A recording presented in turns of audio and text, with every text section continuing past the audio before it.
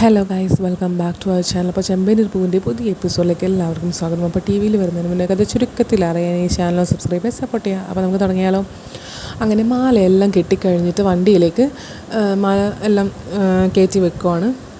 അതിനിടയ്ക്ക് 2 മാല സച്ചി കയ്യിൽ പിടിച്ചിട്ട് വന്നിട്ട്, രേവതി എൻ്റെ ഫോണൊന്ന് എടുത്താട്ടെ എന്ന് പറഞ്ഞിട്ട് രേവതി ഫോൺ എടുക്കും. എന്നിട്ട് ഒരു ഫോട്ടോ എടുത്താട്ടെ എന്നിങ്ങനെ പറയും. അപ്പോൾ രേവതി പറയും, ആഹാ, ഉറക്കം ഒഴിച്ച് ഇതെല്ലാം കെട്ടി റെഡിയാക്കിയത് ഞാൻ, എന്നിട്ട് ഫോട്ടോ എടുക്കേണ്ടത് നിങ്ങളോ? ഫോട്ടോ എടുക്കുന്നൊക്കെ പറഞ്ഞാൽ കേട്ടാൽ തോന്നും നിങ്ങളാണ് ഉറക്കമൊഴിച്ച് ഇതൊക്കെ ശരിയാക്കിയത്, ഇതൊക്കെ കെട്ടിയതെന്ന് വിചാരിക്കുന്നൊക്കെ പറയും. എന്നിട്ട് സച്ചി പറയും, ഈ ഓർഡർ, ഇത്രയും വലിയൊരു ഓർഡർ ആരാ പിടിച്ചു വന്നത്? ഞാനല്ലേ. അപ്പോൾ എനിക്ക് 2 കയ്യിലും മാല വെച്ചിട്ട് ഫോട്ടോ എടുക്കാനുള്ളൊരു ഇതൊക്കെ ഉണ്ട്. ഇനി ഈ ഒരു ഫോട്ടോ ഇട്ടിട്ട് വേണം അടുത്ത ഒരു വലിയ ഓർഡർ പിടിക്കാൻ വേണ്ടിയിട്ട് എന്നൊക്കെ ഇങ്ങനെ സച്ചി പറയും. എന്നിട്ട് രേവതി ഓക്കെ ശരി ശരി എന്ന് പറഞ്ഞിട്ട് അവിടെ നിന്നിട്ട് ഫോട്ടോ ഒക്കെ എടുക്കും. ഫോട്ടോ ഒക്കെ എടുത്തതിന് ശേഷം എന്നിട്ട് നമ്മളെ ഡ്രൈവർ സച്ചിക്ക് അറിയുന്ന ആൾ തന്നെ ഫോൺ വിളിയാണ്. ഫോൺ വിളിക്കുന്നിട്ട് സച്ചി ഇങ്ങനെ എന്നിങ്ങനെ വിളിക്കുക. എന്നിട്ട് പറയും, ഫോൺ വിളിക്കുന്നത് മതിയാക്കിയിട്ട് വണ്ടി ഈ മാല ഒന്ന് എത്രയും പെട്ടെന്ന് അവിടെ എത്തിക്കാൻ നോക്കടാ, തിരക്കൊന്ന് കഴിഞ്ഞെങ്കിൽ ഈ വണ്ടി ഒന്ന് ഓടിക്കാവോ എന്നൊക്കെ ഇങ്ങനെ പറയും. എന്നിട്ട് ഫോൺ വിളിക്കാൻ പാടില്ല എന്നിങ്ങനെ പറയും. വണ്ടി ഓടിക്കുമ്പോൾ ഫോൺ വിളിക്കാൻ പാടില്ല എന്ന് പറയും. ഡ്രൈവറാണെങ്കിലേ അതൊന്നും കുഴപ്പമൊന്നുമില്ലപ്പാ, അതൊന്നും കുഴപ്പമില്ല സച്ചിയേട്ടാ, ഞാനതൊക്കെ നോക്കിക്കോളാം എന്നൊക്കെ പറയും. എന്നിട്ട് നമ്മളെ സ്നേഹിക്കുന്നവരെ വിളിക്കുമ്പോൾ എങ്ങനെയാണ് സച്ചിയുടെ വർത്തമാനം പറയാണ്ട് നിൽക്കുവാന്ന് ഡ്രൈവർ പറയും. അപ്പോൾ സച്ചി പറയും, ശരിക്കും സ്നേഹമുള്ളവരാണെങ്കിൽ വണ്ടി ഓടിക്കുമ്പോൾ ഫോൺ വിളിക്കില്ല എന്നൊക്കെ പറയും. അപ്പോൾ രേവതി പറയും, സച്ചിയേട്ടൻ ഫോൺ വിളിക്കാറില്ലേ വണ്ടി ഓടിക്കുമ്പോൾ എന്നൊക്കെ ചോദിക്കും. അപ്പോൾ സച്ചി ഇങ്ങനെ ഒന്നല്ലാക്കും, അത് അത്യാവശ്യം ഉണ്ടെങ്കിൽ മാത്രമേ എടുക്കാറുള്ളൂ, അതും നല്ലതൊന്നും ഞാൻ പറയുന്നില്ല എന്നൊക്കെ ഇങ്ങനെ പറഞ്ഞിട്ട് കുറച്ച് ഉപദേശങ്ങളൊക്കെ കൊടുക്കും. വണ്ടി ഓടിക്കുമ്പോൾ ഫോണൊന്നും എടുക്കാൻ പാടില്ല എന്നൊക്കെ പറഞ്ഞിട്ട്, തെറ്റാണെന്നൊക്കെ പറഞ്ഞിട്ട്. അങ്ങനെ അതൊക്കെ കഴിഞ്ഞിട്ട് വണ്ടിയിൽ മാലയൊക്കെ കയറ്റി ഡ്രൈവർ ഇത് കൊണ്ടുപോകും. അപ്പോൾ ഇതൊക്കെ സൈഡിൽ നിന്ന് ആര് വീക്ഷിക്കുന്നുണ്ട്? നമ്മുടെ ആൻ്റണിയുടെ ആൾക്കാർ ഇതൊക്കെ നിരീക്ഷിക്കുന്നുണ്ട്. അങ്ങനെ അവർ വണ്ടിയെടുത്ത് കൊണ്ടുപോകുന്നതൊക്കെ കാണും. എന്നിട്ട് ആദ്യം അവർ ഇപ്പം തന്നെ വണ്ടി കടത്തി കൊണ്ടുപോയാലോ എന്നിങ്ങനെ പറയും, 2-ൽ ഒരാളാണ്. അപ്പോൾ ഒരുത്തൻ പറയും, നമ്മുടെ തടി കേടാക്കാതെ കൊണ്ടുപോകുന്നത് ഏറ്റവും നല്ലത്, സച്ചി അവിടെയുണ്ട്, സച്ചി പിന്നെ പെരുമാറാൻ തുടങ്ങിക്കഴിഞ്ഞാൽ കണ്ണും മൂക്കും വായൊന്നും ഉണ്ടാവില്ല, അതുകൊണ്ട് വേണ്ടാന്നിങ്ങനെ പറയും. എന്നിട്ട് അവർ ഇവിടെ ക്ഷമയോടെ കാത്തും നമ്മൾ വെയിറ്റ് ചെയ്യണമെന്നിങ്ങനെ പറയും. അങ്ങനെ വണ്ടി അവിടെ നിന്ന് നീങ്ങും. വണ്ടി നീങ്ങിയപാട് പിന്നെ അവരും ബാക്കിൽ തന്നെ ഇങ്ങനെ പോകും, ഫോളോ ചെയ്യും. എന്നിട്ട് വേറൊരു 2 ആൾക്കാർ വേറൊരു സ്ഥലത്ത് നിന്നിട്ടുണ്ടാവും. അവർ വിളിക്കും, എന്തായി ചോദിച്ചിട്ട്. അപ്പോൾ ഇവർ പറയും, വണ്ടി വിട്ടിട്ടുണ്ട്, നിങ്ങൾ വെയിറ്റ് ചെയ്യുന്ന സ്ഥലത്ത് ഇപ്പോൾ എത്തും, പണി തുടങ്ങിക്കോ എന്നുള്ള രീതിയിൽ, കാത്തുനിന്നുള്ള രീതിയിൽ പറയും. എന്നിട്ട് വണ്ടി അവരെ ക്രോസ് ചെയ്യും. അപ്പോൾ അവർക്ക് മനസ്സിലായി ഇതാണ് വണ്ടിയെന്ന്. മറ്റവർ ബാക്കിൽ വന്നിട്ട് പറയും, ഇതാ വണ്ടിയെന്ന് പറയും. എന്നിട്ട് അടുത്ത 2 ആൾക്കാരല്ലേ, അവർ ഈ വണ്ടിയെ ഫോളോ ചെയ്യാൻ തുടങ്ങും. എന്നിട്ട് കുറച്ച് കഴിയുമ്പോൾ ആ വണ്ടി കുറച്ച് ദൂരം പോയി കഴിയുമ്പോൾ അവനാണെങ്കിൽ ഫോൺ വിളിച്ചിട്ടാണ് പോകുന്നത്. അപ്പോൾ ഇവർ പറയും, ഈ ആൻ്റണിയുടെ ആൾക്കാർ പറയും, ചേട്ടാ വണ്ടിയുടെ ടയർ പഞ്ചറായിട്ടുണ്ടെന്ന് ഇങ്ങനെ പറയും. എന്നിട്ട് അവനാണെങ്കിൽ ഡ്രൈവറാണെങ്കിൽ എന്ത് ചെയ്യും, നിർത്തും, സൈഡാക്കും. എന്നിട്ട് ഇങ്ങനെ ഒരിക്കലൊന്ന് നോക്കിയിട്ട്, ഫോൺ വിളിയിൽ തന്നെയാണ്, നോക്കിയിട്ട് കുറച്ച് അങ്ങോട്ട് മാറി നിൽക്കും. എന്നിട്ട് ഫോൺ വിളിക്കാൻ തുടങ്ങും വീണ്ടും. അതായത് നീ കല്യാണം കഴിക്കേണ്ട, ഞാനിപ്പോൾ വന്നില്ല, നീ പറഞ്ഞ് വന്നു കഴിഞ്ഞാൽ ഞാൻ നിന്നെ കല്യാണം കഴിക്കുന്നൊക്കെ പറഞ്ഞിട്ട് അവരുടെ ലവറോട് സംസാരിക്കാനാണ് സംഭവം.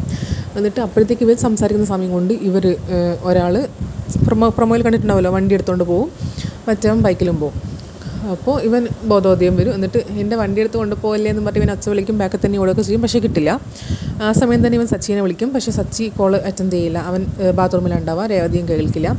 എന്നിട്ട് സച്ചി അങ്ങനെ കുളിയൊക്കെ കഴിഞ്ഞ് ഡ്രസ്സൊക്കെ മാറി, പിന്നെ ഇപ്പുറത്ത് കാണിച്ചു, ഡ്രസ്സൊക്കെ മാറി വരുമ്പം രേവതിയും വരും, റെഡിയായി എന്നൊക്കെ പറഞ്ഞിട്ട്. ആ സമയത്ത് ഫോൺ കോൾ വരുമ്പോൾ അനൂപ വിളിച്ചതിനിങ്ങനെ, അനൂപായിരിക്കും വിളിക്കുന്നുണ്ടാവുക. എന്നിട്ട് ഫോൺ എടുക്കും. ഇപ്പോൾ പൂവ് എത്തിയില്ലേ, പൂവ് എങ്ങനെയുണ്ട് എന്നൊക്കെ ഇങ്ങനെ ചോദിക്കും സച്ചി. അപ്പോൾ അനൂപ് പറയും, പൂവ് എത്തിയാലല്ലേ, പൂവ് കണ്ടാലല്ലേ എനിക്ക് എങ്ങനെയുണ്ടെന്ന് പറയാൻ പറ്റും, ഇനിയും പൂവ് എത്തിയില്ലെന്ന് പറയും. അപ്പോൾ സച്ചി പറയും, ഇനിയും എത്തിയില്ലേ, ഇവിടുന്ന് നേരത്തെ പറഞ്ഞു വിട്ടതാണല്ലോ, എത്തേണ്ട സമയം ആയല്ലോ എന്നൊക്കെ പറയും. അപ്പോൾ ഇവൻ പറയും, അനൂപ് പറയും, എന്നോട് നേതാവ് ദേഷ്യപ്പെട്ടിരിക്കുക, വേഗം എത്രയും പെട്ടെന്ന് തന്നെ ഇവിടെ പൂവ് എത്തിക്കാൻ പറ, നിൻ്റെ ഡ്രൈവർ വിളിച്ച് പറയാമെന്ന് പറയും. അപ്പോൾ സച്ചി പറയും, എന്തെങ്കിലും ബ്ലോക്കിലായിട്ട് പെട്ടതായിരിക്കും, എത്തേണ്ട സമയം ഇപ്പോൾ എത്തും എന്നൊക്കെ ഇങ്ങനെ സച്ചി പറയും. എന്നിട്ട് വേഗം ഡ്രൈവറെ വിളിച്ച് പറയാമെന്നിങ്ങനെ പറയും. അങ്ങനെ ഫോൺ കട്ട് ചെയ്യും. ആ സമയം നമ്മുടെ ഡ്രൈവറെ വിളിക്കാൻ വേണ്ടി നോക്കും. അപ്പോഴത്തേക്കാണ് ഫോണിൽ ഡ്രൈവർ ഇങ്ങോട്ട് വിളിച്ച കുറേ കോൾ കാണും. അപ്പോൾ ഇങ്ങോട്ട് വിളിച്ചിട്ടുണ്ടെന്ന് രേവതിയോട് പറയും. അപ്പോൾ രേവതി പറയും, സമയം കളയാതെ അങ്ങോട്ട് വിളിക്കും സച്ചിയേട്ടാന്ന് ഇങ്ങനെ പറയും. അങ്ങനെ സച്ചി അങ്ങോട്ടേക്ക് വിളിക്കും. അങ്ങോട്ടേക്ക് വിളിച്ചിട്ടാകുമ്പം പിന്നെ ഇവൻ ഡ്രൈവർ പറയും, നീ എന്താണ് പൂവ് എത്തിക്കാത്ത, എവിടെയാണ് നീ ഉള്ളതെന്ന് ഇങ്ങനെ സച്ചി ചോദിക്കും. അപ്പോൾ പൂവ് എത്തിക്കാൻ വേണ്ടി എൻ്റെ കയ്യിൽ വേണ്ടേ സച്ചിയേട്ടാന്നിങ്ങനെ അവനും പറയും. അപ്പോൾ സച്ചി അവൻ ഇട്ടും, പൂവില്ലാന്ന് നീ എന്തീ പറയുന്നടാ എന്ന് ചോദിക്കും. അപ്പോൾ പൂവടക്കം വണ്ടി അടക്കം ഒരാൾ തട്ടിക്കൊണ്ടുപോയി എന്നിങ്ങനെ പറയും. തട്ടിക്കൊണ്ടുപോകാൻ ആര് തട്ടിക്കൊണ്ടുപോയി, നീ എന്തൊക്കെയാണ് പറയുന്നതെന്നൊക്കെ പറയും. അപ്പോൾ നീ എൻ്റെ കാര്യം പറയും, ഞാൻ വണ്ടി ഓടിച്ച് വെക്കുമ്പോൾ 2 ആൾക്കാർ പുറകിൽ ബൈക്കിൽ വന്നിട്ട് ടയർ പഞ്ചറായി എന്ന് പറഞ്ഞു. അപ്പോൾ ഞാൻ ഇറങ്ങി നോക്കിയത്, അപ്പോൾ അതിലൊരാൾ വന്നിട്ട് വണ്ടി എടുത്ത് കൊണ്ടുപോയി എന്നിങ്ങനെ പറയും. അപ്പോൾ സച്ചി ദേഷ്യപ്പെടും, നിന്നോട് ഞാൻ ഇറങ്ങരുത് വണ്ടി നിർത്തരുത് എന്ന് 100 പ്രാവശ്യം പറഞ്ഞില്ലടാ, പിന്നെ നീ എന്തിനാ നിർത്തിയെന്ന് ഇങ്ങനെ ചോദിക്കും. അപ്പോൾ അവൻ പറയും, അത് പിന്നെ പഞ്ചറായി എന്ന് പറഞ്ഞുകൊണ്ട് എന്നൊക്കെ പറഞ്ഞിട്ട് ഇങ്ങനെ തടി തപ്പും. എന്നിട്ട് നീ ഇപ്പോൾ എവിടെയുള്ളതെന്ന് ചോദിക്കും. അവൻ സ്ഥലം പറഞ്ഞു കൊടുക്കും. എന്നിട്ട് ഞാനിപ്പോൾ അവിടെ വരാം, നീ അവിടെ തന്നെ നിൽക്കുമെന്ന് ഇങ്ങനെ പറയും. എന്നിട്ട് പൂമാല എത്തിച്ചില്ലെങ്കിൽ എന്നെ നേതാവ് കൊല്ലും, നിനക്ക് അറിയില്ലെന്നൊക്കെ പറയും. ഇവനാണെങ്കിൽ ഇപ്പോഴത്തെ ഇവൻ്റെ വണ്ടി പോയതിൻ്റെ സങ്കടത്തിലുമാണ്. അങ്ങനെ അതവിടെ കഴിയും. പിന്നെ ഇവിടുത്തെ ആൻ്റണി ഇങ്ങനെ ആൻ്റണിയോട് മറ്റവൻ വിളിച്ചിട്ട് ഇങ്ങനെ പറയും, വണ്ടി തട്ടിക്കൊണ്ടുപോയി എടുത്തിട്ടുണ്ട്, എല്ലാം കറക്റ്റാണെന്ന് പറയും. ഈ പൂമാല ഞാൻ എന്താ ചെയ്യേണ്ടതെന്ന് ചോദിക്കും. അപ്പോൾ ആൻ്റണി പറയും, ആ പൂമാല നീ അവിടെ പൂക്കട ഇട്ടിട്ട് വിറ്റോന്ന് ഇങ്ങനെ പറയും. അപ്പോൾ ഇവൻ പറയും, ഗുണ്ട പറയും, പിന്നെ പൂക്കട ഇടലൊക്കെ ഒരു പണിയല്ലേ, പെട്ടെന്നൊരു പൂക്കട ഇടാനൊക്കെ പണിയല്ലേ, ഞാനിത് മാർക്കറ്റിൽ കൊണ്ട് വിറ്റാലോ എന്ന് പറയും. അപ്പോൾ ആൻ്റണി പറയും, നിന്നേക്ക് എന്താണ് വേണ്ടതെന്ന് ഇങ്ങനെ പറയും. ഇപ്പം ആ വണ്ടിയുടെ ഓണർ സച്ചിയെ വിളിച്ച് പറഞ്ഞിട്ടുണ്ടാവും, പൂമാല അടക്കം വണ്ടി പോയ കാര്യം സച്ചിയെ വിളിച്ച് പറഞ്ഞിട്ടുണ്ടാവും, അവൻ അന്വേഷണം തുടങ്ങിയിട്ടുണ്ടാവും. നീ എത്രയും പെട്ടെന്ന് ചെയ്യേണ്ടതെന്ന് വെച്ചാൽ ആ സിറ്റി വിട്ടിട്ട് അങ്ങ് പോവുക, ഏതെങ്കിലും ഒരു വിജനമായ സ്ഥലത്ത് കയറിയിട്ട് ആ പൂമാലയെല്ലാം കത്തിച്ച് കളഞ്ഞേക്ക്, നശിപ്പിച്ച് കളഞ്ഞേക്ക് എന്നിങ്ങനെ ആൻ്റണി പറയും. സച്ചിക്ക് ഒരിക്കലും ആ പൂ കിട്ടാൻ പാടില്ല എന്നിങ്ങനെ ആൻ്റണി പറയും. എന്നിട്ട് ഓക്കെ എന്ന് പറഞ്ഞിട്ട് ഫോൺ കട്ട് ചെയ്യും. അപ്പോൾ സച്ചിക്ക് ഇനി ആ പൂവ് കിട്ടാൻ പാടില്ല എന്ന് ആൻ്റണി പറഞ്ഞിട്ട് കുറച്ച് വില്ലത്തരൊക്കെ കാണിച്ചിട്ട് പോസൊക്കെ ഇട്ടിട്ട് ആ സീൻ അവിടെ കഴിയും. പിന്നെ കാണിക്കുന്നത് നമ്മുടെ സച്ചിയും രേവതി. സച്ചി പറയും, വേഗം എങ്ങനെയെങ്കിലും അന്വേഷിക്കണം എന്ന് പറഞ്ഞിട്ട് സച്ചി പോകാൻ നോക്കുമ്പോൾ രേവതി പറയും, ഞാനും കൂടെ വരുന്നു, ഒറ്റക്ക് പോകണ്ടെന്ന് പറയും. അപ്പോൾ സച്ചി പറയും, എവിടെയാണ് എന്താ അന്വേഷിക്കണമെന്ന് ഒരു തിരുപാടുമില്ല, നീയും കൂടെ വരണ്ടെന്ന് ഇങ്ങനെ പറയും. അപ്പോൾ സച്ചി പറയും, കുഴപ്പമില്ല, രേവതി പറയും, കുഴപ്പമില്ല, ഞാനും കൂടെ വരാമെന്ന് പറഞ്ഞിട്ട് അങ്ങനെ അവിടെ എത്തും. അതിന് മുന്നേ അനൂപിനോട് ദേഷ്യപ്പെടുന്നുണ്ട് കേട്ടോ. അനൂപ് വിളിക്കുന്നതിന് മുന്നെയാണ് അത് കാര്യം ഞാൻ പറയാൻ മറന്നുപോയി, സോറി. അനൂപ് വിളിക്കുന്നതിന് മുന്നേ നേതാവ് എല്ലാ കാര്യങ്ങളും റെഡി അല്ലേ എന്നുള്ള കാര്യം ചോദിക്കും കുറച്ച് ആൾക്കാരോട്, പാർട്ടിയിലുള്ള ആൾക്കാരോട് ചോദിക്കും. അപ്പോൾ അവർ പറയും, താലിമാലയും സംഭവങ്ങളൊക്കെ എത്തി, പക്ഷേങ്കിൽ പരസ്പരം ഇടേണ്ട മാല എത്തിയിട്ടില്ല എന്ന് പറയും. അപ്പോൾ നേതാവിന് ദേഷ്യം വരും. അവിടെയാണെങ്കിൽ പാർട്ടിയുടെ ഒരു ലീഡറും കൂടെ വരുന്നുണ്ട്.